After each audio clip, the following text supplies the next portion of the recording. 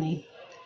Welcome back to my channel Daily Drive, your space for personal growth and financial wisdom.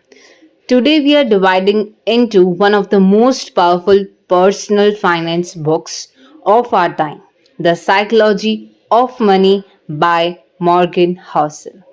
Unlike traditional finance books filled with formulas and spreadsheets, this book is about something far more important: how our behavior affects our financial success.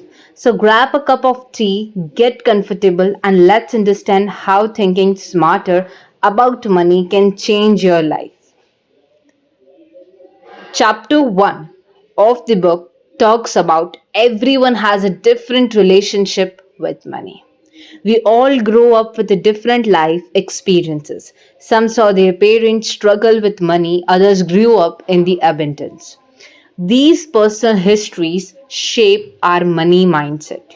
For example, a person who grew up during inflation or recession may fear investing, while someone born into a stable economy may take bold risks. People do crazy things with money, but no one is crazy. We all make decisions based on our unique experiences. We get the lesson from this chapter is don't judge others' financial choices. Understand that personal history shapes behavior. The Psychology of Money, Chapter 2, talks about the wealth is what you don't see. The wealth is what you don't see. Now, most people confuse the richness with the wealth. Now, rich is having a flashy car or a big house. Wealth is unseen. It's savings, investments, and freedom. For example, a millionaire driving a modest car and wearing simple clothes may actually be much wealthier than a person flashing a luxury lifestyle on Instagram. Spending money to show people how much money you have is the fastest way to have less money. I repeat, spending money to show people how much money you have is the fastest way to have less money. The lesson we get from it is don't fall for show off culture. Focus on building real wealth. Don't fall for show off culture. Focus on building real wealth. Chapter 3rd of the Psychology of Money book talks about the compounding is the superpower. Now, one of the most underrated tool is finance is compound interest. Compound interest is the most underrated tool in finance. Morgan gives the example of Warren Buffett. He was not just smart, he started investing early and let the time do the magic. Buffett earned $81.5 billion of his $84.5 billion net worth after age 65. The lesson we get from this is start early, stay consistent, and the time is your biggest financial advantage. Chapter 4 of the Psychology of Money book talks about financial success is not about IQ, it's about behavior. You don't need to be a math genius to get rich. The key is having emotional control and being patient. Doing well with the money has a little to do with how smart you are and a lot to do with how you behave. I repeat, doing well with money has a little to do with how smart you are and a lot to do with how you behave. The lesson we get from this is that discipline is much greater than the intelligence in the world of money. Chapter 5th of the book Psychology of Money talks about the respect the role of the luck and risk. Not all success is earned and not all failure is deserved. Not all success is earned and not all failure is deserved. Bill Gates became the richest man in the world, but he was one of the few students who had access to a computer in 1970s. So luck and risk play a bigger role than we think. From this, we get the lesson: be humble in success and kind in failure. Not everything is in our control. Chapter 6 name: Save money even without a specific reason.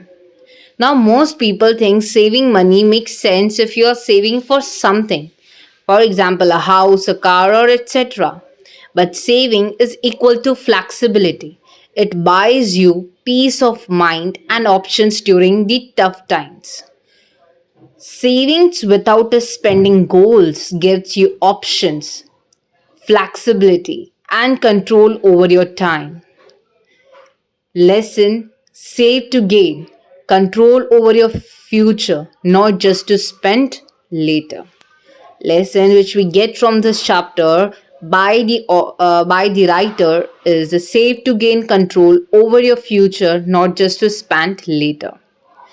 Chapter 7 of the book talks about enough is the most powerful word in finance. Many people never feel they have enough and keep chasing the more money, more success.